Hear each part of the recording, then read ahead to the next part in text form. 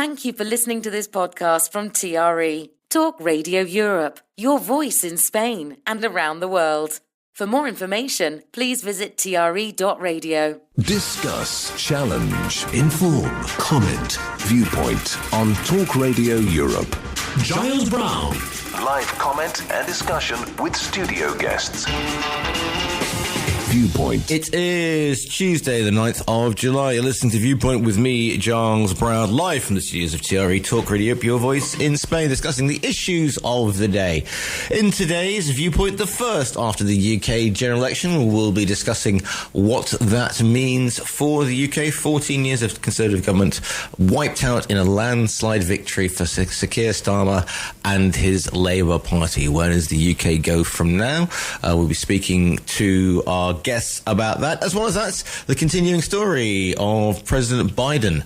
Will he still be standing for the presidency of the United States of America after the Democratic convention that's coming up, or is it time for him to step gracefully down?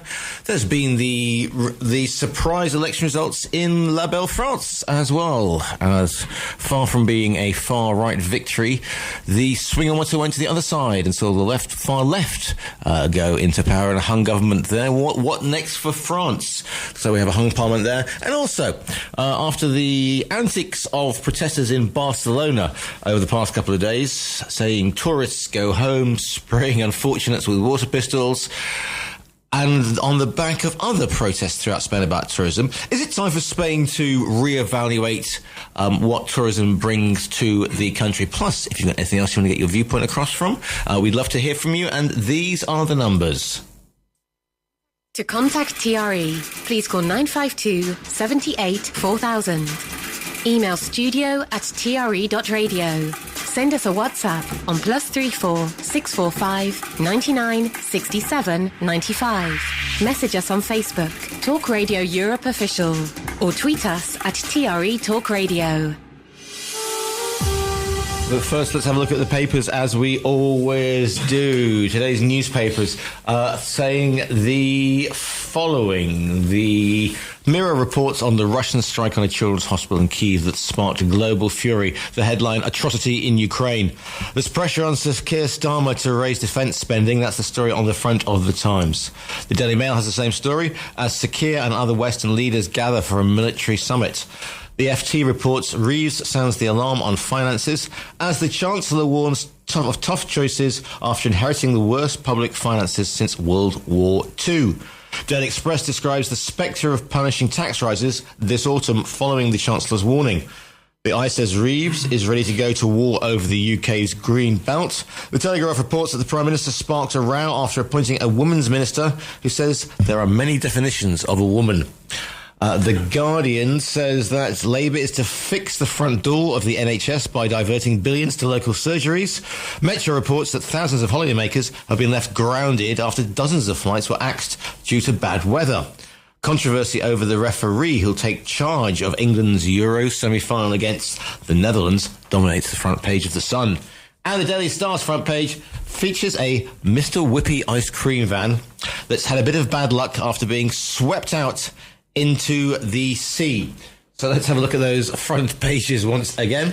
Top of my papers pile. We'll start with The Sun this morning. Excuse me. No, we'll start with the Mirror. No, we'll start with The Sun, which says controversy over the referee, fury over UEFA official, Jude Rao ref pick for semi, ace called out, match fixer pass, reffing nightmare is what they say. The Mirror, atrocity in Ukraine. Putin bombs cancer kids. Russian strike on children's hospitals sparks global fury.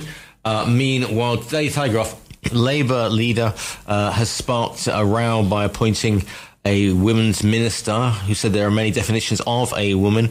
J.K. Rowling, Martina Navratilova and other feminist campaigners have attacked the Prime Minister's decision to appoint Annalise Dodds as the Women and Equalities Minister, and they've got pictures of the attack in Ukraine, in Kyiv yesterday. Sir Keir Starmer is under pressure from former military chiefs to increase defence spending amid warnings the world is more dangerous than at any time since 1945. That's the Times saying that. Pressure on Starmer to raise defence spending, and a picture of the bombed children's hospital. Daily Mail.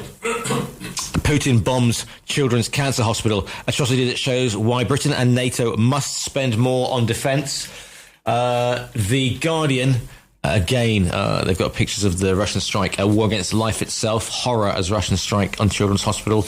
Labour to fix front door of NHS by diverting billions to local surgeries. The Express. So what's it to be? Tax rises or cuts to our services? Meanwhile, the Eye, Reeves ready for war over the UK's green belt as she vows to take on the NIMBYs. The Independent, again, got a picture of horrendous picture of the attack on the Children's Hospital. Dozens killed as Russian missile strikes on Kyiv hits Children's Hospital. NHS Nursing's Day of Shame. Damning review sparked by our reporting finds health regulator turned a blind eye to serious sexual, physical and racist abuse and a toxic and dysfunctional culture at every level of nursing and midwife services. Meanwhile, the Metro leads with thousands of holidaymakers who've been left grounded after airlines axe dozens of flights. Thousands stranded as flights axe Groundhog Day. Another summer, another day of chaos. Airports, it's the summer lightning storms. Airlines, it's French air traffic controllers.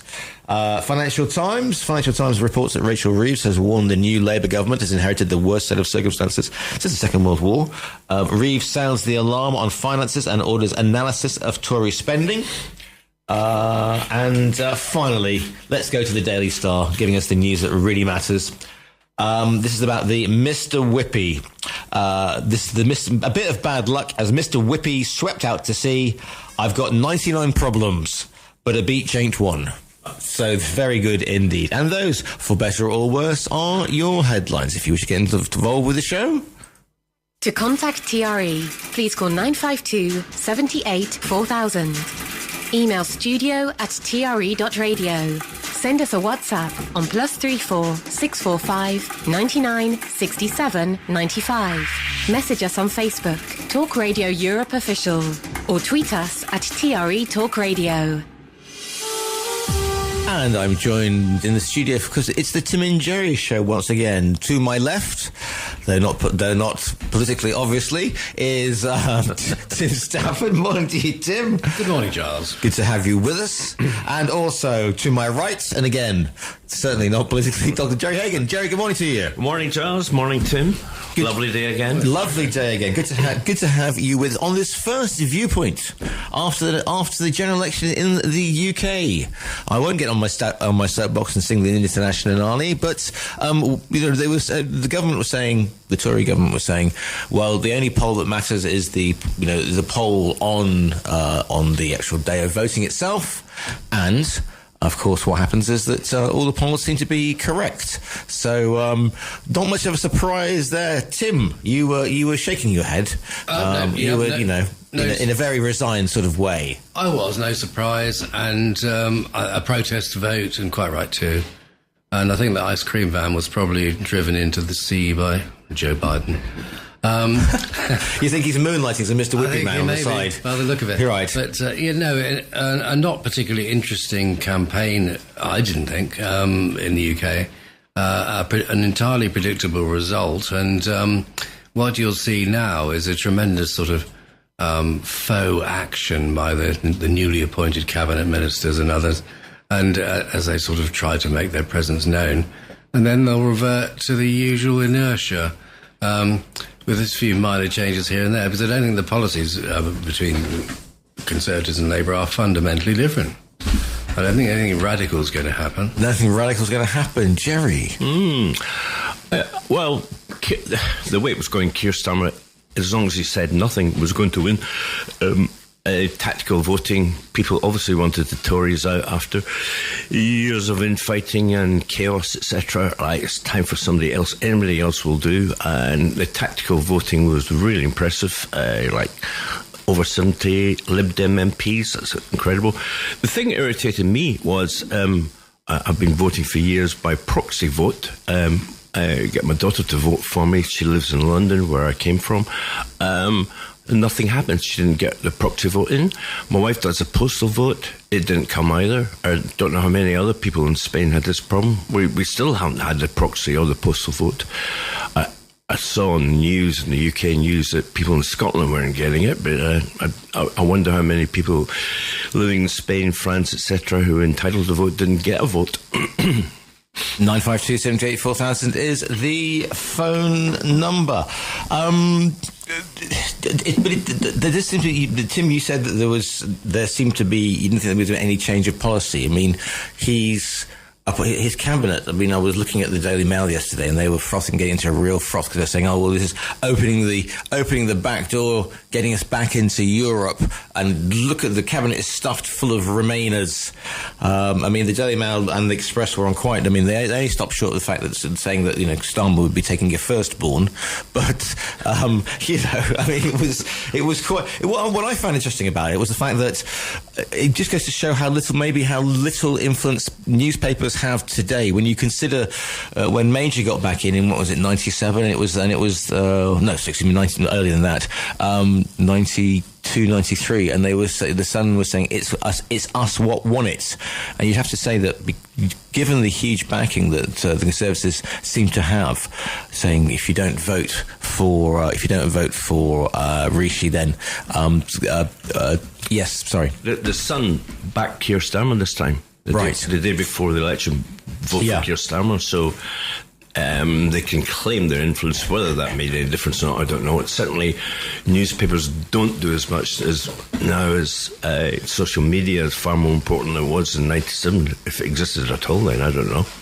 Rather tellingly, I think it's 35% who voted for the Labour Party of the electorate, and yet he's got 410 seats. Jerry's he had actually less votes than Jeremy Corbyn got, and he got 34% of the votes. Tony Blair got 40-odd%, but he's still, and that's a reflection, I think, of tactical voting. You had people on the right going towards reform in England. Well, in England only. Nobody vote for reform in Scotland or Northern Ireland. The Lib Dems got the hugest number of seats they've ever got like that. So that people obviously, anybody but the Tories was a vote. And interesting to see the Liberal Democrats, people were saying, well, all he seems to be doing is stunts. He's falling off stand-up paddleboards, he's bungee jumping, he's, serving ice creams and whatever else. But you'd have to say that policy seemed to work because they turned up with more seats than they'd previously got, when it looked like it was, especially with the bungee jumping, you thought, for goodness sake, what next? Boris Johnson got stuck up in a wire, didn't he, holding a little Union Jack? He's still getting. So maybe he thought, if Johnson can get away with it, I'll try that. I've got nothing to lose. The other thing is the fact that we look at we saw the SNP absolutely being hammered up in Scotland, and that's perhaps this election couldn't have come at a worse time. It's been a pretty disastrous 2 years since Nicola Sturgeon left the Scottish National Party, and then they had the muck up with the following leader, and they found themselves that they were sort of regrouping, and then this came, and if anything, it seems to have damaged them in Scotland. I think they had the same problem as the Tories. You've been in power too long, and you're messing everything up, and why did you need a big bus, Nicola? And that issue hasn't been resolved yet. We still don't. It's not clear what went on, and the chaos within the SNP internally put people off and going back to Labour. Remember, Scotland used to be virtually a Labour stronghold, and they got fed up with Labour and voted in SNP. Well, they wheeled history repeating itself, chucking people out and putting people back in again. 952 78 4000. And also there was the fact there are now no Conservative MPs in Wales. So Wales going back to being a Labour stronghold.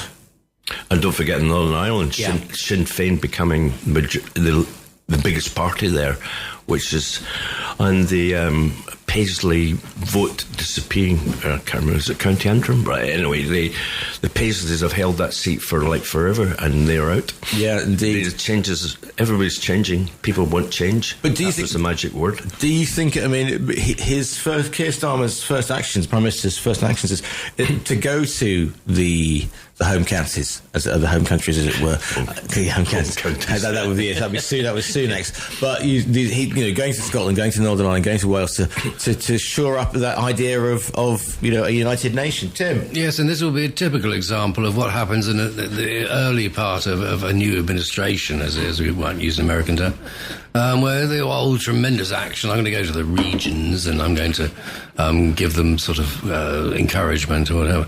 It's all a load of piffle, really, because it doesn't continue. There might be sort of modest adjustments, and the Welsh certainly deserve some adjustment, having been mistreated, in my opinion. Right. And so on. But this is all the posturing that one could ever wish for. If you look at the new incumbents sitting there in cabinet, all these people that one doesn't know, you just think to yourself, oh dear, because there's no sort of they've all had a charisma bypass, and there's no kind of history in their political histories of anything of any merit whatsoever. And this is rather typical of. He was the director of public prosecutions. Well, he may well have been, and of course, it doesn't stop him from being sort of cognizantly questionable.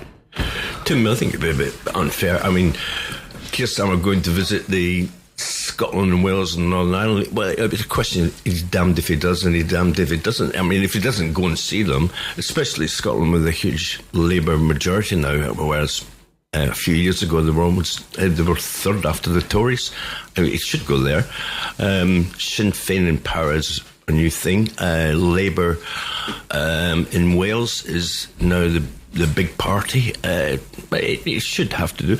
And the second part, do you really need charisma to be a leader? I mean, it helps, but people with charisma like Donald Trump and Boris Johnson, etc., they had huge charisma. Does that make them? Is that the kind of person you want to run your country? I think what I'm really saying is that leadership, and in military terms, I mean, it's sort of Montgomery or whoever it might be. Leadership does require a certain amount of an example of merit worthiness and follow me, or follow my example. And I don't think we're going to have that. Mind you, John Major got away with it. That is very true to say. Well, that was the Grey Man, wasn't it? That was the thing with Major. Yeah, and he was a reasonably effective Prime Minister with some sensible policies. So I'm not saying Keir Starmer is not going to have that sort of ability. I liked in his first speeches, having been elected as Prime Minister, that he wanted it to be about service. I think that was his, and I can understand that's where he comes from, because his whole career has been service related, shall we say? Yeah, and you can say because. And I think that students of politics will look back at the Conservative campaign, or lack of it, on this one. And it was disaster after disaster after disaster, from the D-Day landings one, which showed a complete cloth ear to the deaf ear to the mood of the country, leaving early, through to Fluttergate, as I think we can call it. We still had the hangover from Partygate as well.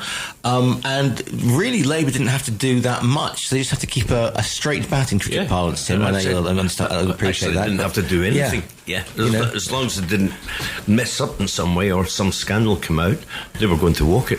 Yeah. I mean, Rishi Sunak was doomed before he even started. Right? People wanted the Tories out. The depth of feeling amongst certain sections of the population against the Tories is quite phenomenal. But you see, this is the thing. You say the politicians haven't got charisma. Well, charisma got you as far as the 350 million on the side of a bus, which again people will come back and study that. And the Red Wall thought that Brexit, this nefarious term that was used, was going to deliver the sunny uplands of whatever, and yet sort of 4-5 years after the UK has left the European Union and Brexit has absolutely felt it a little because nobody knew what it was, and you can argue an awful lot of it is about immigration and not wanting certain people in the country, and that is obviously not happened because we've seen those red wall seats in industrial heartlands suddenly turn into red seats. Tim, you're looking askance at me. No, maybe what I'm thinking really is that if you've had as much trouble as the United Kingdom has in the last 5-6 years and beyond, actually, maybe to attract, let's say, new money to our beloved islands or sceptred isles, we're going to need somebody who is by nature attractive and has some dynamism, and it's obvious in the way that they talk and behave. Maybe that bring your money to the UK because we are we're not going to tax you heavily, and we are dynamic, and consider us a tax haven or whatever it might be. Something fundamentally different and coming on the back of leadership and promotion, if you like.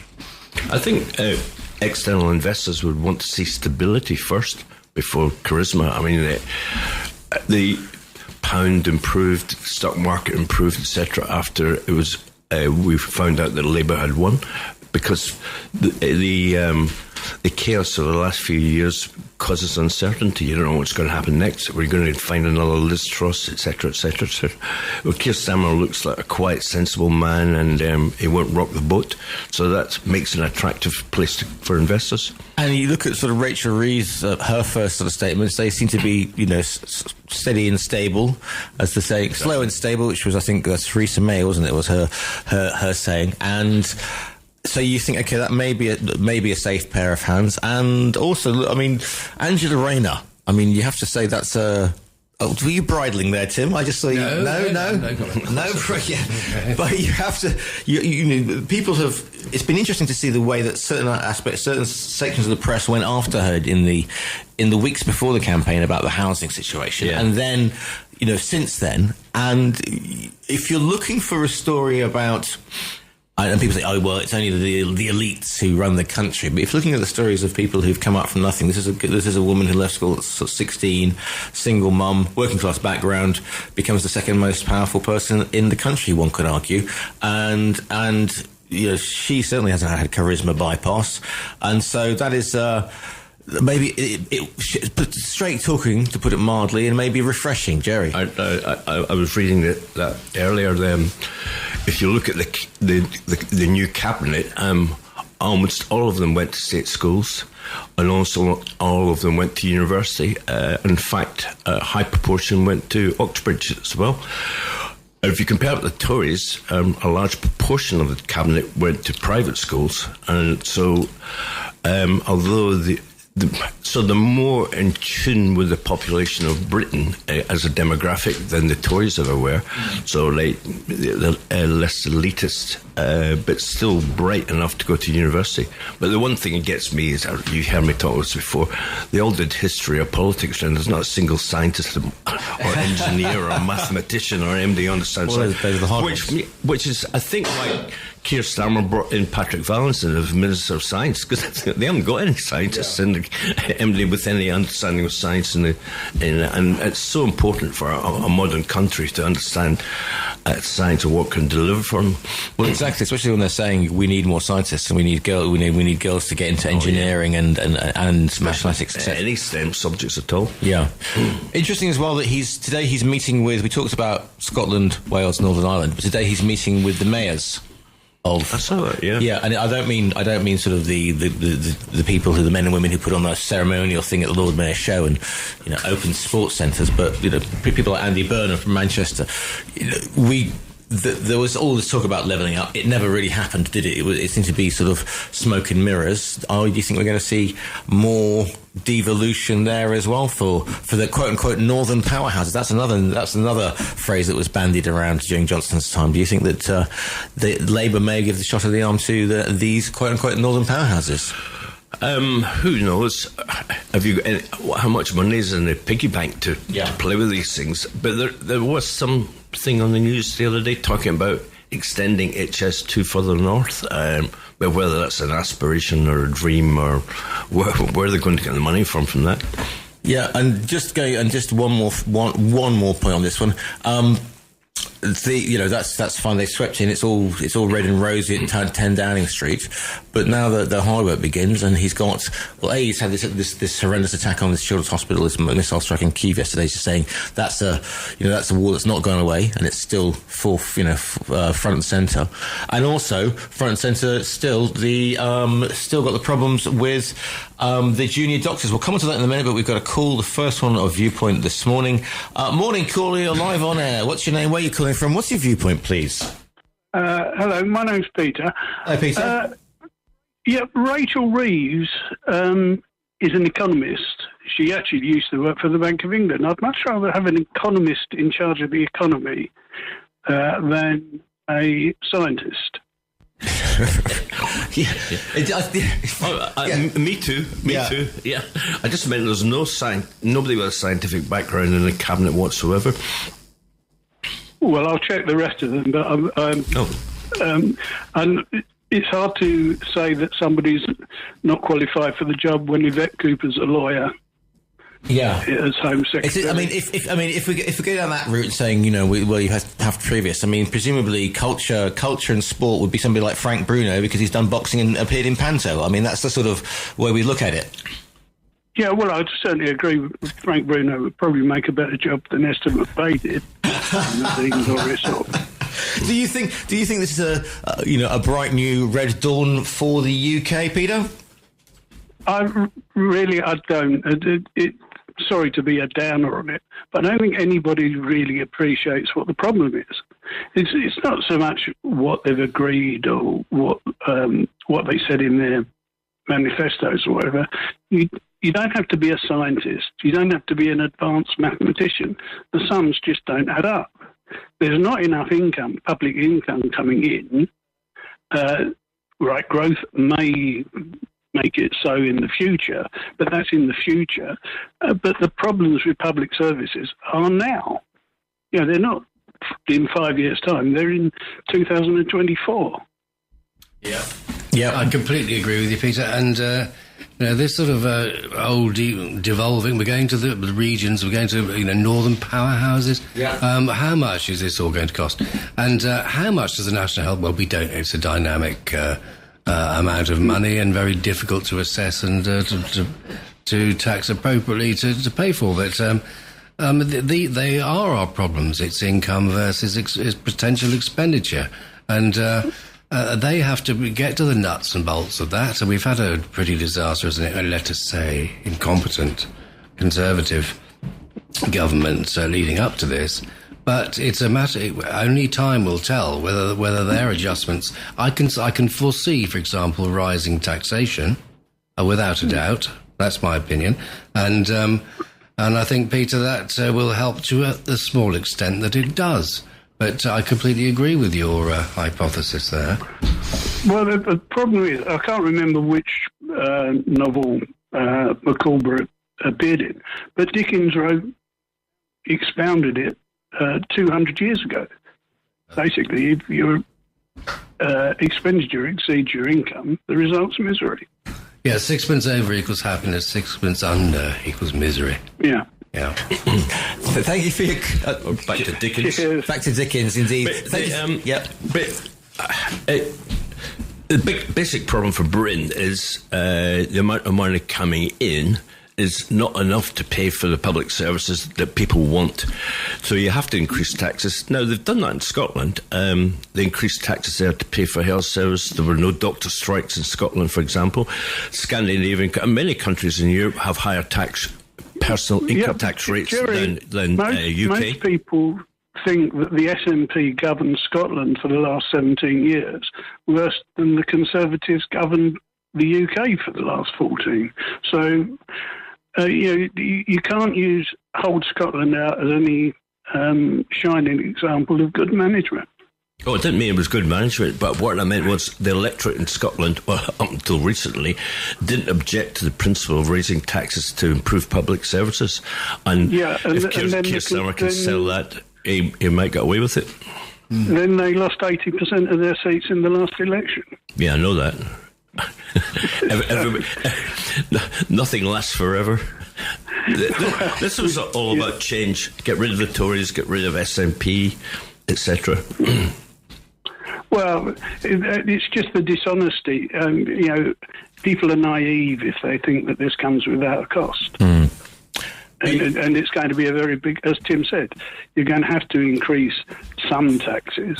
And it really would have been much more honest to say we're going to increase income tax or restore national insurance to what it was or something. Because the programs cost billions. And quite frankly, the claims in the claims by Sunak that Labour's going to cost you £2,000 more over 5 years are just ludicrous, because they're going to cost far more than that if people want their public services restored. If they don't want their public services restored, they won't have to pay for it. But they'll just have terrible public service. And that's where leadership comes in, selling the idea of we'll have better public service, but it's going to cost you more. But also, nobody really talked about the lost 3 to 4% of GDP caused by Brexit. That's just because it's a taboo subject, isn't it? But that's why there's less money. Well, I read an article in the FT yesterday saying now 3/4 of people, that's 75% of people, think that Brexit has made themselves and the country worse off. Yeah. And only about 12%, i.e. an eighth, think it was a good idea. Yeah. Donald Trump, and one of those is Jacob Rees-Mogg. Yeah, Donald Trump uses this, that he always describes in his presidency a highly successful, or the most successful US economy. But this is destroyed, of course, by COVID, and that's where he goes with it. And as you've both said, that kind of Jerry said that 4 or 5% difference was solely caused by the COVID epidemic, from which we have not, as an economy, fully recovered as yet. Peter, thank you for calling in. Go to that break and then we'll be back with more Viewpoint. Viewpoint with Giles Brown. Always live, always lively, joined in the studio by Dr. Joe Hagan and Tim Stafford we're reflecting on the election results. If you want to get your viewpoint over to me on this or any other subject, here are the numbers. To contact TRE, please call 952 78 4000. Email studio@tre.radio. Send us a WhatsApp on +34 645 99 67 95. Message us on Facebook, Talk Radio Europe Official, or tweet us at TRE Talk Radio. And it's to the WhatsApps that we go. Take it away, boss, one says. I'm not sure if that is referring to Sir Keir Starmer or indeed Tim and Jerry on the panel. This one in, well done, Labour. Did my vote by proxy in Slough. Come friendly bombs and fallen. However, what about reform with fake candidates? That's from Peter in Isnacha. Beautiful part. Have you ever been to Isnacha? No? I highly Isnacha. Naka? Isnacha. What's that mean? It's a place in Andalusia. It's very beautiful. Okay. It's got a huge, it's on the Venezuela reservoir. I highly recommend it. I know where you are. Yeah, exactly, right. Just don't take a car bigger than a Seat 600 into the town. That's then Peter. This one in from Paul, or it was in, now it's been deleted. This one in from Julie. Well, I, for one, am delighted. I voted tactically, as did many, just to get the Tories out. Starmer and co have hit the ground running, and first indications are excellent. Without the backing of the right-wing papers, he had to tread very carefully. Now he's in, we'll see real change. So, talking about real change, apart from we just seeing pictures of former Prime Minister Sir Tony Blair addressing the Future of Britain conference, which is, I think today's... Sorry, what? What is the Future of Britain conference? I've not. It's one of the great oxymorons of our time. It's like the Saudi Arabian campaign for real ale, that sort of thing, right? Yes, indeed. It's astrology. It's astrology. What, Tony Blair followed by Mystic Meg or whatever? Yeah, yes, exactly. That would be going some. Where was I? Yes. So, talking back in the real world, looking at his first chart. I mean, he's seeing the mayors today. He's also, but today that's Sir Keir Starmer. Wes Streeting is going to be he's trying to make headway on pay with junior doctors. They're demanding a 35% pay increase. NHS front and centre again of the news and policies. So we may have a new government that are going to be facing the same problems, Jerry. Obviously, they're going to try and sort this one out. West Streeting, and the junior doctors. Most of the other parts of the medical profession have accepted the pay rises.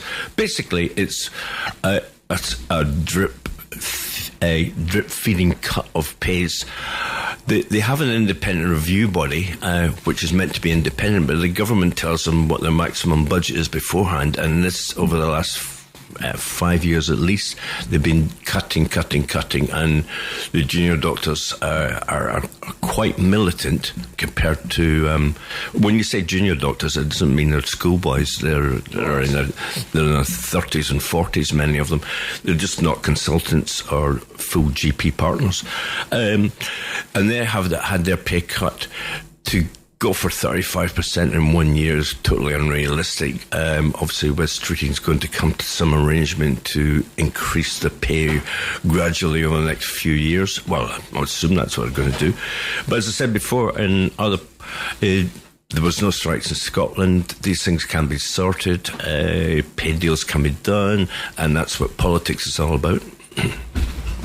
Yes. I think one of the reasons why the National Health Service is so unwieldy is because doctors are too highly paid in this country, in the UK, compared with the rest of Europe. Right. And nobody ever mentions that.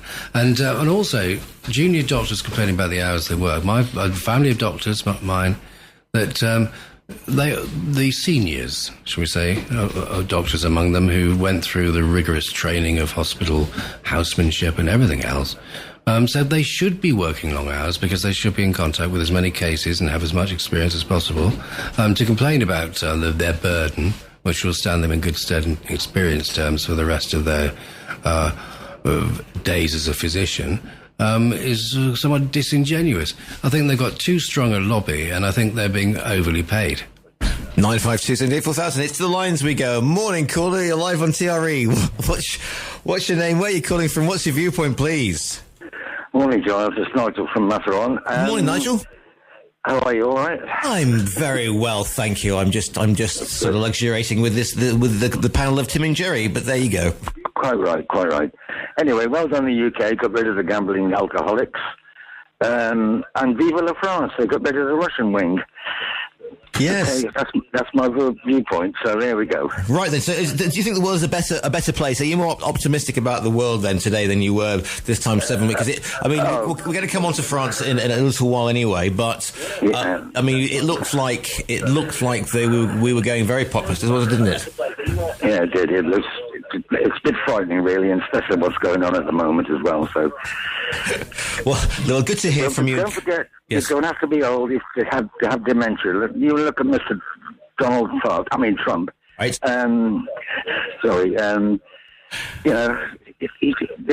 Don't forget they're 100% right, whatever everybody else thinks. So there we are. Just a thought. 100% right. Thank you very much for that. Have a wonderful day, Nigel. Good to hear from you. If you want to get your viewpoint across, these are the numbers. To contact TRE, please call 952 78 4000.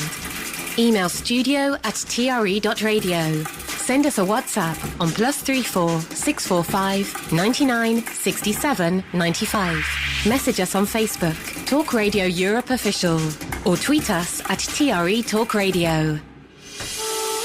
This in on the WhatsApp. This is from Cecilia. She's shaking my confidence daily, etc. In Lanuthia. Quite frankly, Scotland is a big asset to the UK. Without the resources that come from Scotland, the UK would be in an even worse state. Whiskey. No.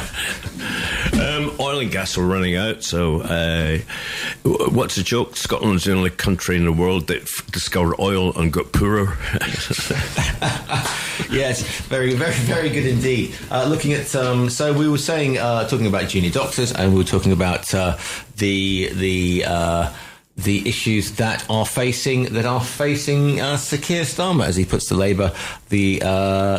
his new cabinet starts to get into the nitty gritty about putting a government together. Going to take another quick break and then back for more Viewpoint.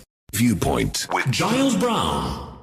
Joined live and lively from the studios of TRE Talk Radio, Pure Voice in Spain. If you want to get your viewpoint across. To contact TRE, please call 952 78 4000. Email studio@tre.radio. Send us a WhatsApp on +34 645 99 67 95. Message us on Facebook, Talk Radio Europe Official, or tweet us at TRE Talk Radio. Always live, always lively. Into the last 10 minutes of the first half of Viewpoint. 952-78-4000 is the phone number. So yes, we're talking about all things election related. We haven't mentioned reform, of course, and the fact that they now have four seats in the UK Parliament. Nigel Farage, 5 seats. Thank you very much. Maths was always my strong subject. There was talk about the Conservatives doing a deal with them. Of course, in the end, do you think it's split the vote? I mean, I'm looking at Liz Truss's seat, the former Prime Minister, who lost her seat, and she was some 5,000 votes behind the Labour candidate took seat, but Reform polled 7,000. And you kind of think if Reform hadn't been standing there, where would those voters have gone to? Tim, your thoughts? I think they would have, broadly speaking, voted Conservative. I think the Reform. I think Farage in these coming weeks and months is going to be going after, with his 5-year plan, going after the Labour vote, or trying to persuade them that they have something to offer. I think it pretty much all came from generally the Conservative side, because you only have to look at the Liberal Democrat number of seats to see that it didn't come from there. Jerry, your thoughts on Reform? I mean, I think it was something like 7 million people voted for them. If it was on, perhaps even more. About 6 million of them were in England. You're absolutely right. It's going back to what we said earlier. Keir Starmer won a huge number of seats with significantly less share of the votes than Tony Blair, and probably about the same or less than Jeremy Corbyn. And part of that is tactical voting, and people who decided to vote for Reform, by and large, were in areas like Clacton, for example, that would have voted Tory normally. So he took votes away. That's where they won a seat, but in many other seats, they dealt a mortal blow to the Tories and allowed Lib Dems or Labour to get in because the Tories just bled votes to Reform. So, but I'm not sure about the Red Wall, what they called the Red Wall seats. Maybe they bled votes from Labour to Reform. Places like Grimsby and Skegness, etc. Were they Labour before or Tory? I don't know. They went to Reform. I think a lot of them had gone to Red Walls, had become Conservative, but again, it was on a sort of Brexit and anti-immigration platform, wasn't it? Basically, which you have to say they were looking at delivering, but perhaps hasn't. I think it's certainly more anti-immigration than Brexit, because Nigel Farage himself said Brexit didn't work, so I don't think they make a big deal about Brexit. They didn't work. They didn't deliver the Brexit that people had voted for. Which again seems to presuppose that there was a definite, solid, oven-ready Brexit that was waiting to go and wasn't delivered by the elites, etc. And if you said anything else, you were called Project Fear. Yes. Project Fear, Tim? Project Fear. Every day Project Fear for you at the moment. Well, yes, indeed. It became Project Correct. Yeah. No, I think I recall when Farage stood up in the European Parliament and delivered his tirades that, he wasn't talking about immigration. He was talking about the legislature of Europe being passed over into part of the governance of the UK. That was his sort of argument. When people voted during the referendum, they were talking about their culture having been subtracted from them in various parts of the country. I know I've said this before, and as a sort of xenophobic, almost racist, almost casting of votes, a profound mistake and misguided. We should never offer people in referendums. So people with an IQ of a grapefruit are not going to be sufficiently informed to make judgments of that kind. There's a paradox as well, because, for example, Clacton doesn't have any immigrants. They're all white English, or virtually all white English, and yet they vote for a racist policy. Immigrants, if they came to this country, wouldn't want to go to somewhere like Clacton.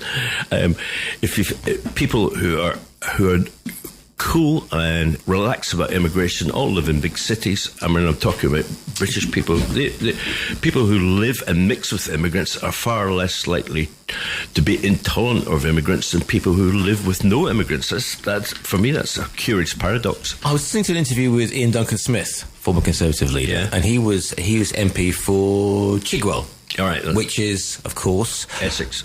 Yes, no, I was yes, well spotted, but also it was blimey, Thatcher's hard man. Come on, Tebbit. Thank you. Yeah. It was Tebbitt's former constituency, and Norman Tebbit. And Ian Duncan Smith said that when he went down to Clacton to sort of he kept bumping into his old constituents because they'd all moved from Chigwell to Clacton.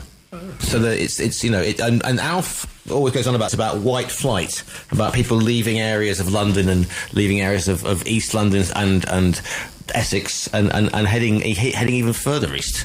So that was the thing about Clacton. Yeah, but I lived and worked in Rayleigh near Southend and Sea for many years, and a large proportion of the people who lived there were all ex-East Londoners. So people did tend to move out of London for a better life. In Clacton and Frinton, places like that, the more pensioners age, that group, that's a pension town, like OAPs. Going to the WhatsApps, which are +34 645 9967 95.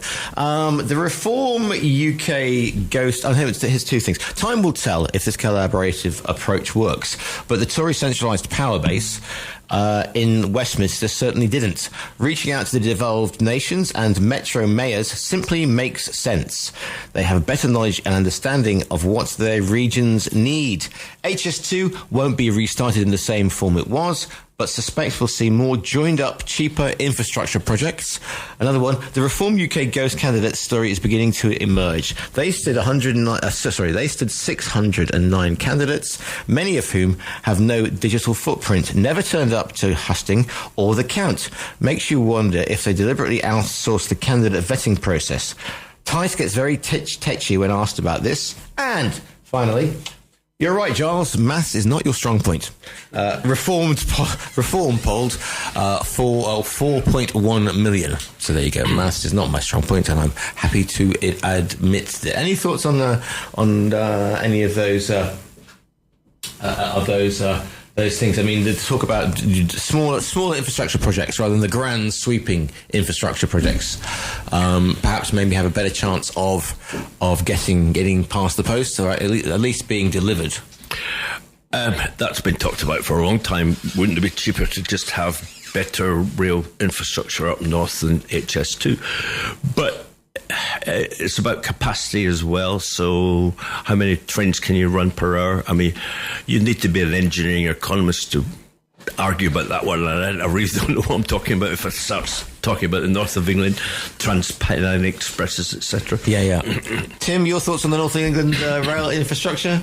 The North of England rail infrastructure. Well, I think as a general policy for rail, it would seem to me to make a great deal more sense, as it does with most things in terms of saving money, to have a wider national plan that comes into effect, rather than little parts of the country saying, well, we need this, we need that, and expecting loads of money to be thrown at it.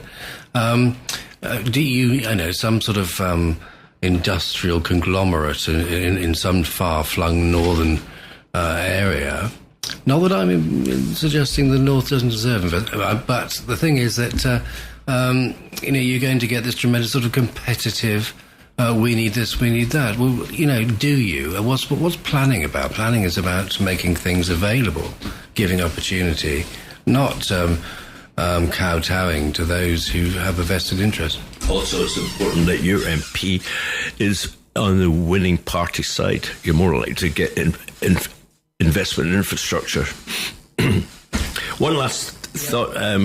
We were talking earlier on, linking back to Nigel Farage. Nigel Farage has charisma in spades, but still I wouldn't want him to be my leader, Mr. Megaphone Man.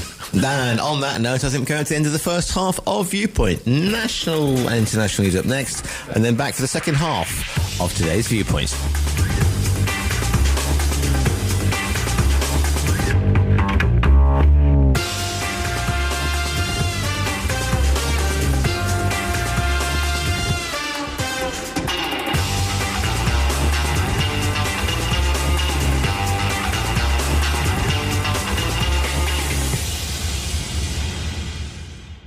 Talk Radio Europe. Your voice in Spain. Discuss, challenge, inform, comment, Viewpoint on Talk Radio Europe. Giles Brown. Live comment and discussion with studio guests. Viewpoint. To contact TRE, please call 952 78 4000. Email studio@tre.radio. Send us a WhatsApp on +34 645 99 67 95. Message us on Facebook, Talk Radio Europe Official, or tweet us at TRE Talk Radio. And welcome back to the second half of Viewpoint with me, Giles Brown, with you until 12 o'clock today. If you're wondering what the rest of the day holds here on TRE Talk Radio Europe, following me, Stephen Ritson with Europe Today, and then we have Selena with the Lifestyle Show. Her first guest is Dr. Rajeshi Dihawaran. He'll be unheard the medical practice of sciences, taking us on a journey through history to show how not listening to patients has been ingrained in medicine since its inception. At 3:10, she'll be speaking to Andreas Gens, Director of Operations of Chamber Group, Costa del Sol Glamping Village, the first glamping site on the Costa del Sol. And following that, I think she may be speaking to Joe Kent. Hannah is live with TR in the afternoon. At 4:30, she's speaking to Judith Glide about spending 3 months in the Kimbu region of the Himalayas, following the footsteps of the Buddhist teacher who enters competitive isolation to study. She experienced these months in a secluded village, Sengma, re-exploring the 6 Suites for Solo Cello by Bach. At 5:10, Hannah is talking to Adam Pearson about how a Peruvian adventure inspired the sweet success of a family chocolate business. And at 25 to 6, she'll be chatting to Dr. Vanessa Patrick, The Power of Saying No, the new science of how to say no that puts you in charge of your life. Award-winning professor and researcher Vanessa Patrick delves into the new science of saying no. She introduces the world groundbreaking concept of empowered refusal, a proven framework for saying no that puts you in charge of your life. And puts you in charge of your life. And once again, I just had a tremendous sneeze that the panel enjoyed tremendously. And Howard Broughton joins us with Spain today at between 6 and 7 before a repeat of this show. If you want to get involved with this show, with you for the next 50 minutes, and these are the numbers. To contact TRE, please call 952 78 4000. Email studio@tre.radio. Send us a WhatsApp on +34 645 99 67 95. Message us on Facebook, Talk Radio Europe Official, or tweet us at TRE Talk Radio. Joined in the studio by Dr. Jerry Hagan and Tim Stafford, refreshed and ready to sally forth into the second half of the show. I think we've pretty much done the UK, if you pardon the expression, at the moment. Suella Braverman was speaking at the New Conservatism conference, by the way, which is quite interesting going on at the moment. She's made some quite outrageous. She's saying that the Conservatives were too liberal in the last government. So. That's an interesting take on things. Anyway, let's go across the pond and let's see what's happening in the United States. Still, there are concerns being raised about the fitness or otherwise of Joe Biden, of course, the current president. And they're saying the NATO summit, they're saying here, could make or break Biden's candidacy. This week's going to be very important after it's 12 days since that I think we can agree, car crash performance during the debate. One of the most damaging, it's been said, in modern political history. The president is fighting for his political survival under intense domestic and global scrutiny. The NATO summit takes place in Washington, D.C., and it may be his path to at least a temporary reprieve. Biden has rallied against his critics, claimed the mandate of Democratic Party voters, and challenged opponents to step forward and try and unseat him. Biden's hosting a 3-day summit. Tim, your thoughts on this? Because I mean, we all saw or heard clips of the debate, and it's. There's no audience in these debates, so it's somewhat different to the debates that we had between Sunak and Keir Starmer. But even so, I mean, you could argue that it might have been even more horrendous with a live audience there. What's your take on it? Well, I'm not a physician, but we do have one. I have one about a metre away from me, but I would say this, that I have when I used to do some fundraising for an Alzheimer's unit, seen almost precisely the same kind of symptoms that might lead to, or neurological symptoms that would lead to dementia of varying kinds, or vascular or otherwise, or Alzheimer's and so on. In the fact that Biden seemed unable at times to regather his ability to voice opinion or the policies of his party, and went into total blackness, a kind of vacant stare which showed a complete loss of his train of thought. Now, it's hard to imagine that in a negotiating position, let us say around NATO and contributions to it, that he, on his own, with the likelihood of some further degeneration one would imagine, would be the best qualified person to sit there and do his best. But it's worse than that, because what has been going on is a level of deception that I've not seen before among the Democrats, that they've managed to, or they're still attempting to conceal the extent of his disability, if that's the right way to put it. Is very worrying, and I don't see how, judging from what is shown anyway by the major news broadcasters, that he can continue for a further 5 years in a worsening state of mind. I remember when I have seen Alzheimer's, including a GP, a family doctor, a friend of ours who became Alzheimer's, and had lost the ability to recognise people and to hold concepts for more than, or propositions for more than a very short period of time. It's a dreadful condition, but I have no sympathy for the Democrats in trying to conceal this as they appear to be doing. Jerry, your thoughts on Biden's performances and what it means? Car crash is the right word. But I'm not convinced. The argument that he might have Alzheimer's, even at the age of 80, only a small proportion of people will have developed Alzheimer's. What is astonishing is that of 350 million people plus in America, the only two candidates are Donald Trump and Joe Biden, both of whom are older than me, and I couldn't be bothered. I can hardly be bothered getting up for golf in the morning, never mind running a country.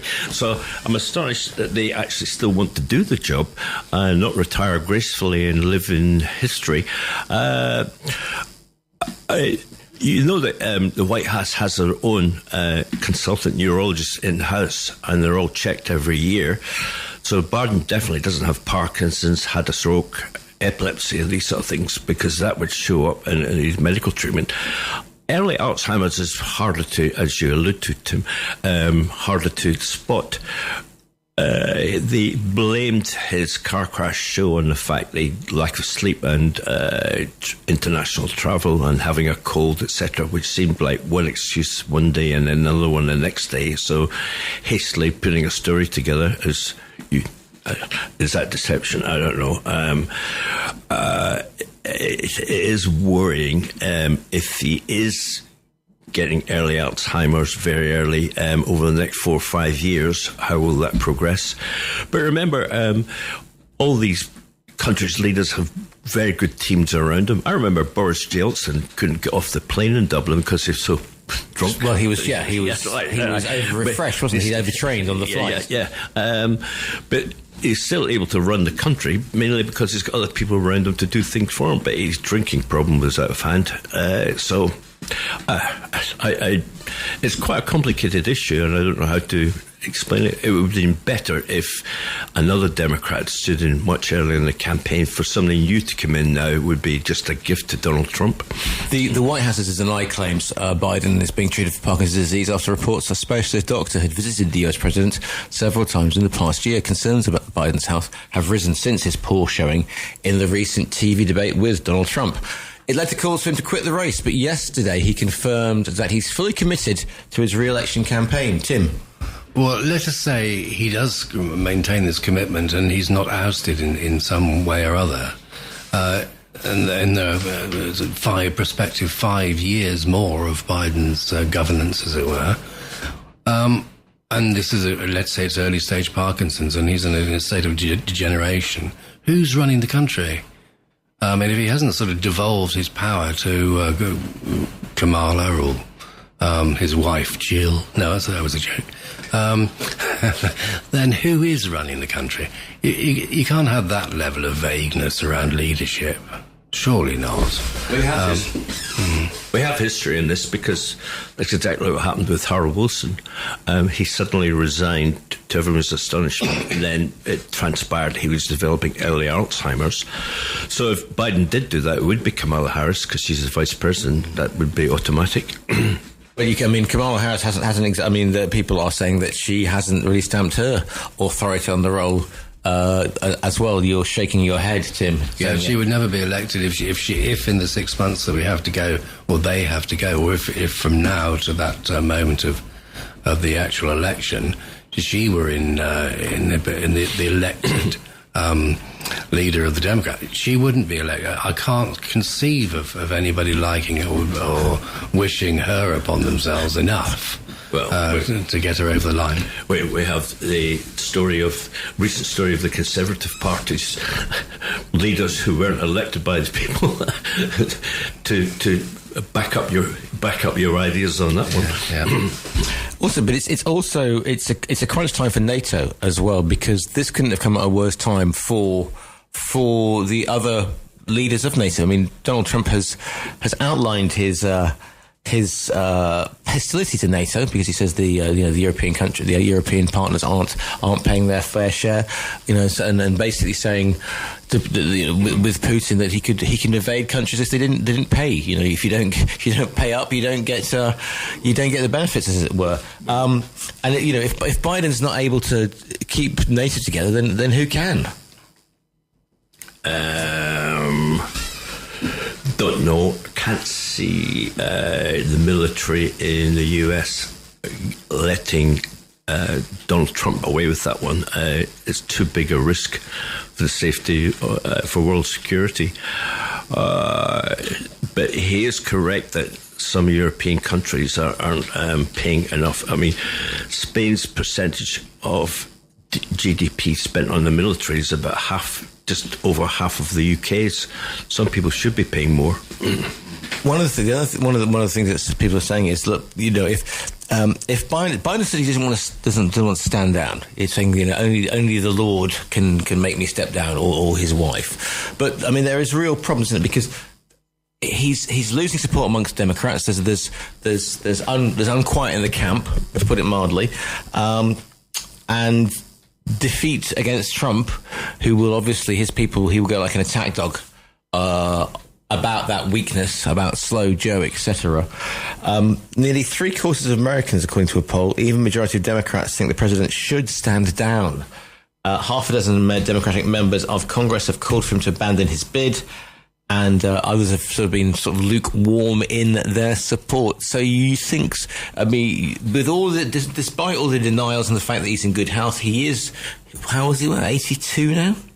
81, 82. So this means that by the end of his next term, he would be 85, 86. That's my point. Yeah. The thing is about it is that he seems to be personally and probably encouraged by his dear wife, suffering from a level of cognitive dissonance. So he doesn't actually understand, let alone his cognitive ability, his cognitive dissonance. He doesn't understand the implications of what he's attempting to do. We're not blind, or the American people are not sufficiently stupid to not to foresee what his condition is and what it will become. I don't think it's sustainable.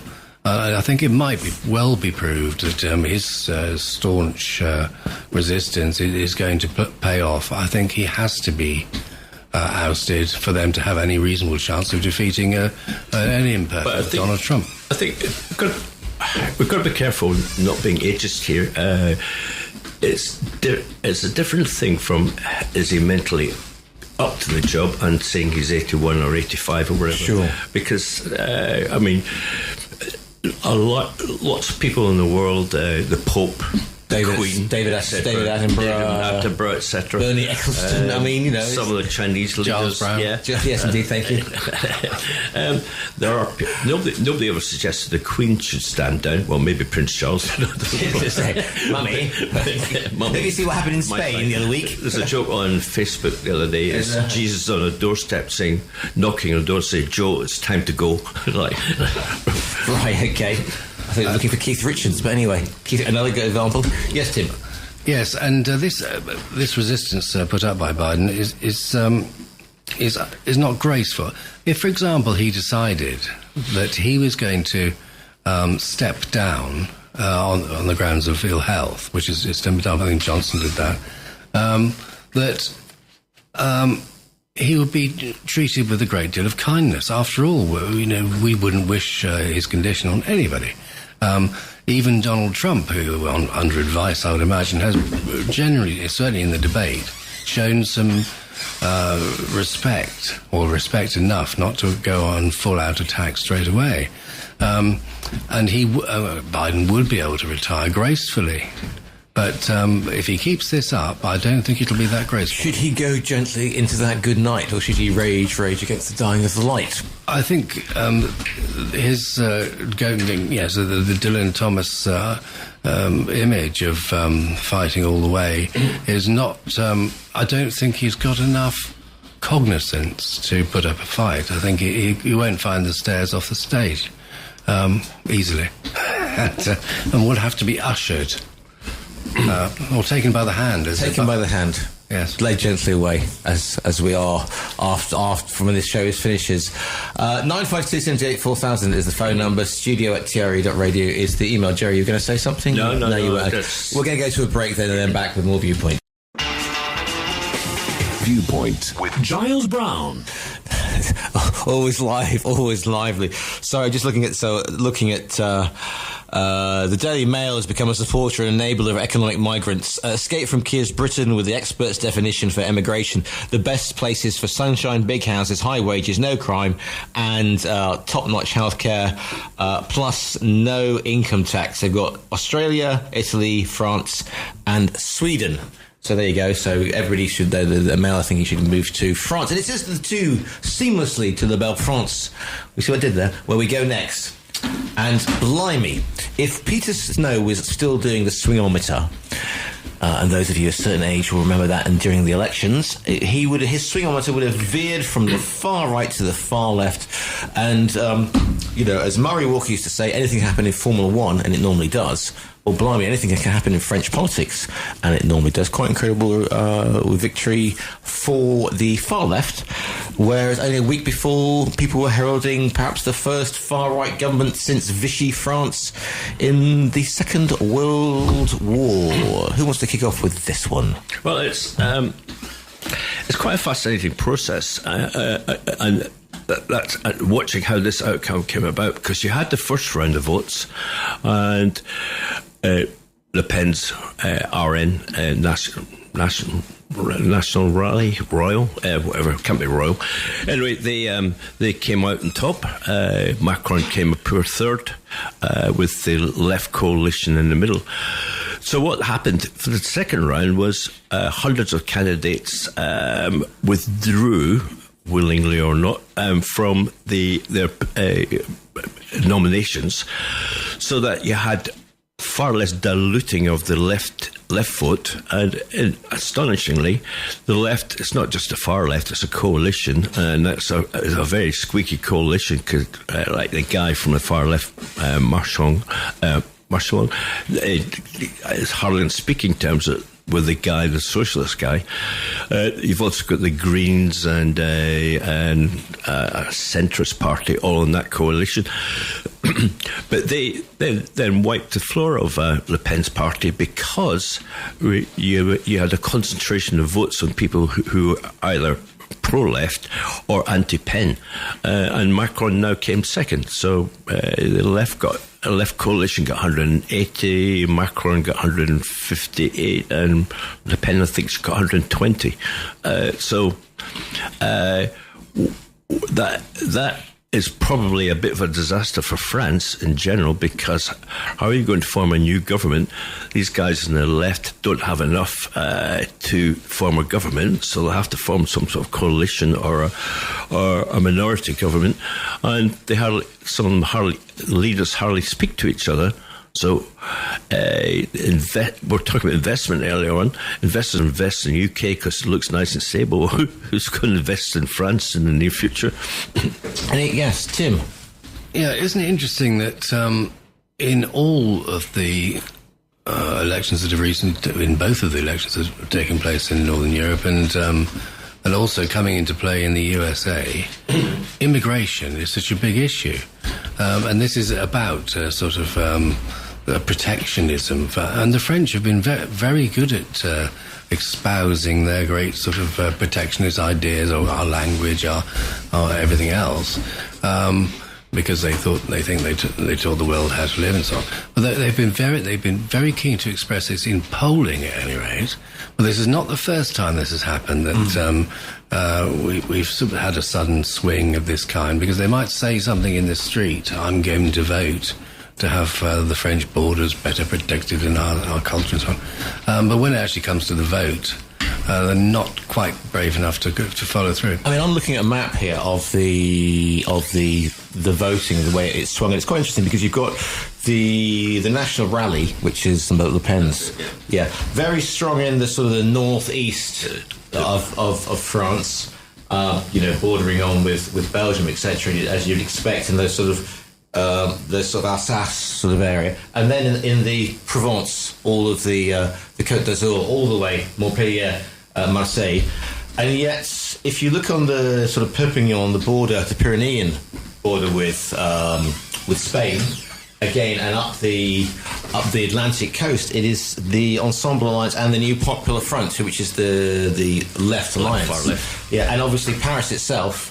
Those urban centres, as the saying goes, where the metropolitan elites. And I was speaking to a journalist in Paris the other day, and he's saying this is the thing. It's once again, it's the agricultural regions that go for, the out of the main city centres that go for this, who go with Le Pen's party, as we saw perhaps with the more outlandish sort of fringes of the Conservative Party and Reform, who went with areas that had been former industrial, the Red Wall towns. It's a paradox. People who voting against migration or immigrants, etc., are areas where there aren't many immigrants. In the big cities where they are, they're not so bothered about immigration.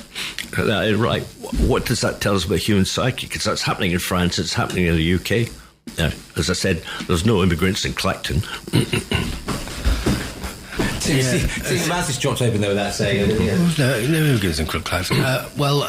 But also in the USA, of course, those southern states where you get the immediacy of, let's say, Mexican, might be others, other nationality, immigration, illegal immigration. They are certainly more likely to vote for Donald Trump and his immigration policy. Well, outgoing Finance Minister Bruno Le Maire warned yesterday that the country was facing an immediate risk of financial crisis and economic decline because it's going to really have to put the collywobbles. I don't know what the French translation of collywobbles is, but it's certainly made it. Collywobble. Sorry? Collywobble. Okay, le wobble de colis. Yes, okay, that was very good indeed. But also, we are looking at it again. We had this before 20 years ago when Jean-Marie Le Pen, of course, had took a surprising result in the French general elections, and we saw the same thing. Suddenly, the sort of France woke up and went non. You see, and that's how you say it in French. And history repeats itself there. Also, but Mr. Bardella, who is Jordan Bardella, who was going to be I think he was the poster boy for the far right. He's gone off to saying he's going to be in the European Parliament and forming an alliance with Viktor Orban. So that's going to be interesting. Right then, to the lines we go. 952 78 4000. Morning, caller. You're live on TRE. What's your name? Where are you calling from? What's your viewpoint, please? Hello, Giles. It's Jason. Hello, Jason. How are you? Long time no hear. I'm still alive. So have we got any rain on subject here? Because you've jumped around a bit and it's late in the show. Can I do that? Sorry, Jason. What? Sorry?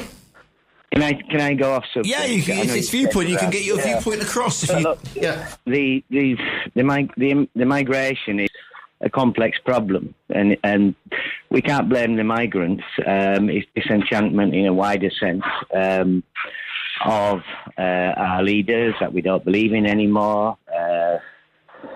People's living standards becoming harder and harder. They see people coming in that initially enriched a society, then changes society, and people, rightly or wrongly, become disillusioned. But I don't want to dwell on that. That's just a small factor. And as for Trump or Biden, whichever muppet gets in, it's quite semantic to me, as are many of the subjects that we discuss, because they're also transient and they're all man-made folly. What worries about me, that whether it's COVID or Biden or wars in Ukraine or Israel, there's always something more important than the problems that affect all of us, which is the climate and the environment, which is a threat to everyone on the civilization level. And I find it incredible that what we seem to do is we console ourselves with twisted morality. We're doing a bit here and a bit there, but we're not doing enough in time. And we're not doing it on a united level, which is, at this point, is the only thing that it would take to stop it. I believe we've passed a tipping point, Giles. We could talk about the island of rubbish in the middle of the ocean. That's twice the size of France. So dense, you can't put your hand through it. We could talk about the temperatures of the seas rising, the oxygen dropping, the acidification, desalination, life support system. We could have talked about the quality of air that's dropping in places like India and China. People are dying. We could talk about the selfish way that we all live our lives, me included, that contribute to this. Mankind is a very selfish, destructive creature, the most harmful on the planet. Right.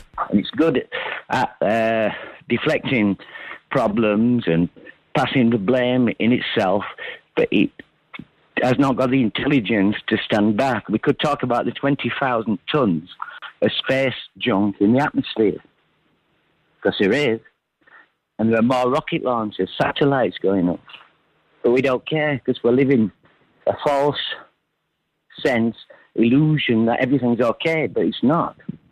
And if we don't start waking up to what's really going on, we're going to take ourselves down and everything down with us. I just wanted to say that off subject. Jason, as always, good to hear from you. And putting us right on several things. Thanks for the call. So what do we do, Jason? What's your thought? Just quickly. Oh, he's gone. So there you are. That was just a statement from Jason. And we'll be back after this break. Viewpoint on Talk Radio Europe with Giles Brown. Welcome back to Viewpoint. If you want to get your viewpoint across, these are the numbers. To contact TRE, please call 952 78 4000. Email studio@tre.radio. Send us a WhatsApp on +34 645 99 67 95. Message us on Facebook, Talk Radio Europe Official, or tweet us at TRE Talk Radio. Joined in the studio into the last 20 minutes of this morning's show. Joined in the studio by Dr. Joe Hagan and Tim Stafford. We've not talked about Ukraine for a while on this show, but my goodness, the attack on the children, the missile strike on the Children's Hospital, Cancer Hospital in Kyiv yesterday has made most of the front pages horrendous images of children being dragged out of the rubble. Putin bombs cancer kids, which is the front page of the Mirror, and also the front page of the Times has it on there, as does the Guardian. A war against life itself. There may be other things going on in the world, but this situation in Ukraine continues to rumble on. It will take front and center. If Putin is trying to send out a message to NATO on the eve of their summit, then the only thing it has done is probably has reinforced the West's determination to at least show some support for Ukraine. Tim. Yes, I've noticed that even in the sort of beginning, early stage campaigning in the US, that even Trump has, and certainly Biden has gone against some of the original principles of 4 or 5 years ago, where they decided they were going to, certainly not be expanding NATO. Now they're saying, or they're voicing this idea that, better funding for NATO. And Biden actually used the word expanding NATO, probably in error, only the other day. So, but even if they have to refund and expand to some extent the cover of NATO, why say so? Why do you have to advertise every single thing you do as if it's a policy? Why not just do it and give Putin no response opportunity? As it is, in places like, let us say, Estonia, I was painting the portrait of some chap's wife who was a soldier in Estonia, who was being trained by British soldiers to use weaponry there on what is very flat ground as anti-tank stuff. And this is going on where the borders with Russia are all the time as we speak. And better weaponry might be required. You don't have to advertise the fact to Putin. You can find it out with his own intelligence and drones and so on. Don't give him the opportunity. Dreadful man. Yeah. To me, what happened yesterday in Ukraine was Putin making a very blunt political point because NATO were meeting, a pre-NATO meeting. I was a little bit surprised he did it when Modi, the Prime Minister of India, had arrived in the country that day. Well, and Orban had been proclaiming this peace deal he'd done. Orban was saying, I'm the sort of guy who can broker peace. Pictures of him shaking hands with Viktor Orban, of course, Hungarian Prime Minister. Shows how much he sort of respects his quote-unquote allies. Yeah, but my point about Modi is he's friendly with the West, but he buys a lot of material, mainly oil and gas from Russia, so that's why he's in there. But why would Putin do that when somebody like Modi he wants to be friendly with? I mean, Putin's vision is to form a new power group that rivals the West and the Western allies and NATO, etc., with China, India, Korea, North Korea, etc., and African countries. So surprising he did it when Modi was there, but maybe he felt that the value in showing his contempt for NATO by sending hypersonic missiles, multiple hypersonic missiles into Ukraine. I'm pretty sure that hitting that children's cancer hospital was not deliberate. They can hardly claim that we're terrorists underneath the hospital in tunnels like happens in certain other countries. So when you fly hundreds of missiles in, there's a huge risk of something going awry. Zelensky, the Ukrainian president, says this proves that they need more air defense weaponry from the West, and he's got a point. So NATO will sit down over the next few days and have to think carefully about Putin's actions and what they do, and do they induce them into further. At the moment, it clearly looks like Ukraine are not winning the war against Russia. It looks like Russia have got the upper hand as we head into the winter. That problem, I think, is going to get worse for Ukraine. So somebody needs to find a way out of this soon. I have no idea how. And it's interesting to look on social media. People saying, "Oh, this is the Ukrainians bombing their own people to get more support for." Yeah. Conspiracy theories are just the world's ornament now.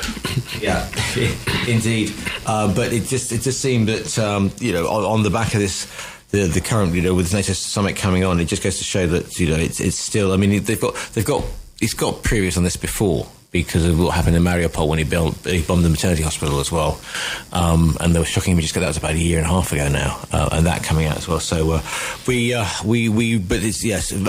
Ukraine is going to should remain front and centre. The numbers if you want to get involved with today's show, these are the numbers indeed. To contact TRE, please call 952 78 4000. Email studio@tre.radio. Send us a WhatsApp on +34 645 99 67 95. Message us on Facebook, Talk Radio Europe Official, or tweet us at TRE Talk Radio. 952 78 4000 is the phone number. Let's move away. Something a bit lighter. Maybe a bit lighter. No, we're not talking euros, don't worry, Jerry. The feel-good factor, etc. This what happened the weekend in Barcelona has been happening throughout Spain. 952 78 4000. Let's hear you on this one, please, listeners. These anti-tourist demonstrations. Tourists go home. People not being able to afford living in cities. We've had it. These demonstrations in Malaga. They've been happening in Gran Canaria. Been happening in Tenerife, Ibiza as well. What was interesting, what was surprising and a bit worrying was the fact that the demonstrations they went down the Ramblas in Barcelona, the most popular area, of course, tourist-wise, and they were squirting people sitting in cafes with water pistols, saying "tourists go home." I mean, I know it's the Catalans, so they've always got a certain distinctive take, but they've got previous as well. I mean, I remember a couple of years ago they ran onto a bus with balaclavas on, trying to get people to get off the bus, and that would have put this was shortly after, of course, we'd had a terrorist attack in Barcelona a couple of years before, so not perhaps the most intelligent way to voice your protest. You've got to have sympathy, but is this the right way to go about it? Tim, your thoughts? Most definitely not. And also, that even though it's only at the temporary level of tourism, in season, as it were, it's still about immigration, in a way.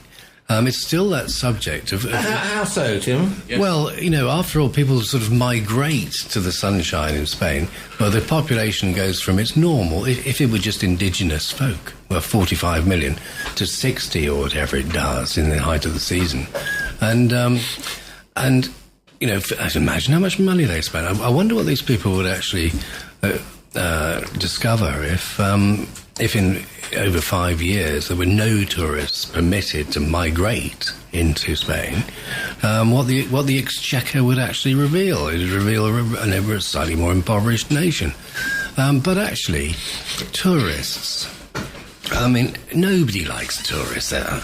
We're dreadful. We welcome tourists with open arms. To the lines we go. You see, that will be the Spanish tourist board after your blood already. Morning, caller. You're live on TRE. What's your name? Where are you calling from? What's your viewpoint, please?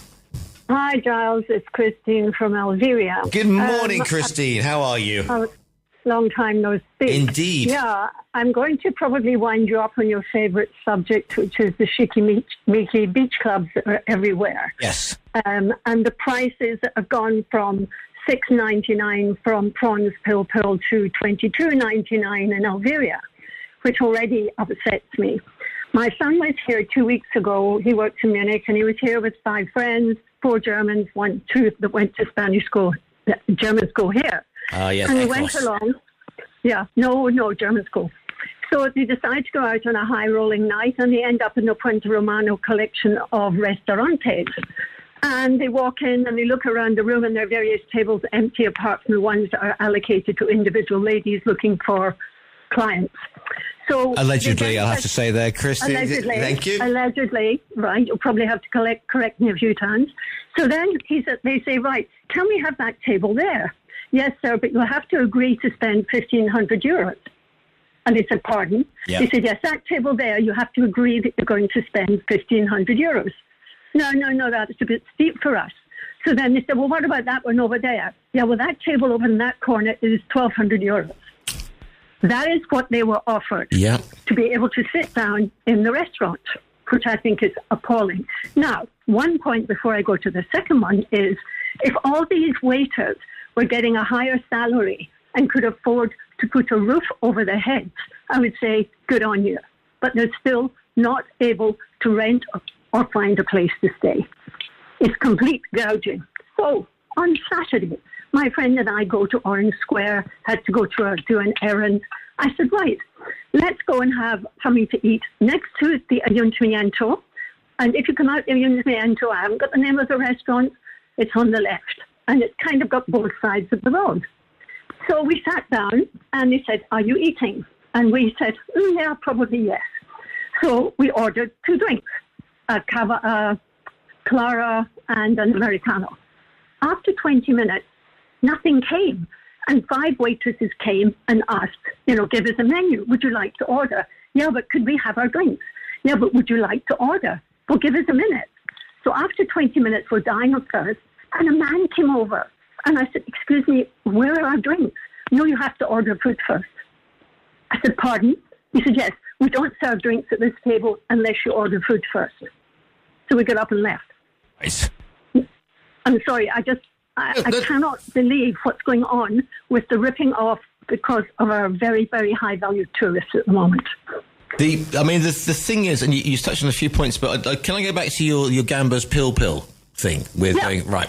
Because I do a survey. Every menu I check the Gambas pill now. That tells you how badly they're gouged. But there's a bit of something of an outcry amongst people, especially along that sort of strip between Algeria and really towards Estepona. There are very few places now you can actually go to a chiringuito per se, because they've all become, and you remember the advert from a while back, my bank became a trendy wine bar. Well, unfortunately, your chiringuito has become a trendy beach club, and therefore complete with electric violin and people lounging on sunbeds that cost more than €6 for a hammock. Oh, yeah, and the other thing I check is mojitos. That's a noble calling. That's a noble calling. $12.50 in, a crappy little place along at the end of Marbella that used to be packed with people. It was a chiringuito last year. Now they've got artificial grass and they've got Nikki Beach type ropes along. And from $8.50 it's now $12.50 for a mojito. And the staff are not getting more money. They're still miserable. Sure. And the other thing, of course, is that where do these staff live, Christine? Because they can't afford to rent places. Well, I did a very charitable, decent thing. My son's got a small apartment in Algaida in Calahonda, and I was looking for people to rent it out to. And I found through a friend a young girl. She runs. She's number 2 in a restaurant in Guadalmina, and her boyfriend works for a hotel. So I let them rent it for a very reasonable rent. And I actually felt I was doing a good thing. Well, because there was nowhere for them to rent. And they moved from Calahonda every day to Guadalmina. And I said, look, do you realize the amount of petrol? She said, we're used to it. Tim, it's terrible. It is shocking. It is, and well described there, because, it's a great opportunist just opportunistic rip-off costed us. The whole mentality here has changed. It's terrible. Yeah. Even my vet said if I didn't have a baby here with my daughter, I'd leave. Mm-hmm. It's just, we lived here for 20 odd years. Yeah, and it's not just that. If you think about all those people who used to have perhaps a room in their house, or they're renting out room cupboards for Airbnb now. No disparagement to Airbnb as an organisation, of course. Other booking services are available. And other booking services are available, but the whole ethos of the thing that you can rent out your tiny and get a license to do so, presumably, is one of the factors that is causing a lot of young people to be unable to live in their own locality, and that I can understand. Yeah, I can understand why people might protest about that, certainly.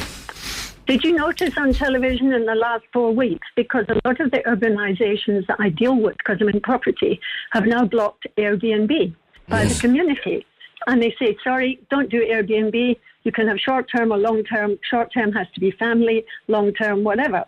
Now Airbnb are advertising. They're not advertising little pokey apartments. They're saying, why rent an apartment when you can rent a villa? Because they see what's coming. All the urbanizations who have people living there say, sorry, we don't want Airbnb people here vomiting on the staircase, etc., etc. So change the advertising profile. Got Williams come in saying, yes, Alvera has gone full Saint-Tropez with all the new Chiringuitos. Oh, all of Marbella's worse. That's true. I can name but it. San Pedro... Went to Romano Marbella Club. San Pedro still has good Chiringuitos. Yeah, it does. It's my about 2 minutes walk from my house. Partied with. Yeah, apparently, yeah. But anyway, sorry, I've had my moment. You've had your moment. No, listen, lovely to hear from you again, and that's what Viewpoint is all about, getting your viewpoint across. And I think that people need to. And if you're up there in Costa Blanca and experience the same things, or on the islands, of course, Ibiza, you may have had the same situation. We'd love to hear from you. 952 Mallorca. That's what I thought. Mallorca, you heard the doctors and nurses are sleeping in tents in the beaches because they can't afford a rent. What is that? I mean, it's outrageous. Christine, as always, thank you for your call in. Good to have you with us as always. If you want to get your we've got 3 minutes of Viewpoint left, so these are the numbers if you'll get that final call in. To contact TRE, please call 952 78 4000.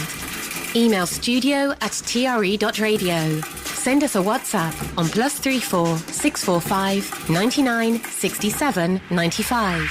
Message us on Facebook, Talk Radio Europe Official, or tweet us at TRE Talk Radio. No, you cannot book tables at La Plaza before you will ask as well. But yes, there have been some interesting comments coming in on that one as well. It is a thing, though, isn't it? Because you get to a point where do you think we're getting bland? Because you go to a resort now, and it's got a restaurant from here. It's got a part of a luxury chain. It may be a luxury chain, but it's still a chain. And if you're eating and drinking or wherever in the same places that you've been before, surely the world's becoming a little blander. And if you come to Spain, you don't want to listen to the same music, have the same sushi, lie on the same sort of beds. Well, anyway, live to the lines we go. Morning, caller, you're live on TRE. What's your name? Where are you calling from? What's your viewpoint, please? Hello, Jason. You asked me what I would do. I just realised as we were ringing off. Yeah. I think I must have made it something different, because I'm not much interested in the trivialities or the other current affairs at the moment. But I'm glad, because I'm glad I'm that way. What I would do, Giles, if civilization ended or we had some kind of cataclysmic problem with the environment brought on by the way we are, is I'd do the same as you, everybody listening, and everybody else. Hopefully we'd just die with dignity and humility, because we can't complain, because we all knew there was a problem. And you get several types of people. You get the ones that are just dummies or plain ignorant, that quite frankly it's beyond their intellect. You get the other ones that are aware there's a problem, but it scares them. You're going to run out of time, Jason. Sorry, I've just got to say, but we're just about to hit the bongos. So okay, thanks. Just accept it with grace and dignity. Accept it with grace and dignity, as you would do, of course, the €25 pill. I think you'd have to accept that with grace and dignity and not go back there again. I like the idea that Christine's out there doing the hard yards for us. She's checking the prices of Gamba's pill and also the prices of mojitos, which I think is a noble calling, and I think it's one that we should all aspire to. Tim? Yes, I remember a restaurant quite near to here where they give the menus, but the one they give to the lady doesn't have any prices in it. Oh, it's a dangerous move. It is dangerous. And also, I'd just like to say the only time I don't cry, generally speaking, except... when you got the bill. Yeah. That's right. We live we live in a little town called Southwold in Suffolk, and a lot of it now is occupied by half of Notting Hill. Weekends and school holidays only. The actual population of Southwold can't afford to buy in the town. I think it's a worldwide problem. The gambler's pill and mojito problem of Southwold. Jerry, your thoughts on this? Well, you're a man in the know. The rich are getting richer and the poor are getting poorer. You sound like a Bob Dylan lyric. Yeah, right. But he got a Nobel Prize. I didn't. All right, fair enough. But going back to the 25 pill and mojito costs, etc. I mean, it's standard practice to keep the riffraff out if you're trying to run in that marketplace. Right, I'm definitely getting on my soapbox and singing the International on that point. Thanks for all your calls and to make Viewpoint such a great show today. My thanks to my guests, Tim Stafford. A pleasure as always, Giles. And Dr. Jerry Hagan. Thank you. Thanks for having me. Thanks for listening, everyone. We're off to check the prices of Gamba's Pilpul and mojitos in the region. Stephen Ritson is up next. You've been listening to a TRE production. If you've enjoyed this programme, there'll be another episode waiting for you next week, right here on this platform, where you can also access our extensive back catalogue of shows and interviews. For more information on our live programming, social media channels and apps, and how to contact Talk Radio Europe, please visit tre.radio.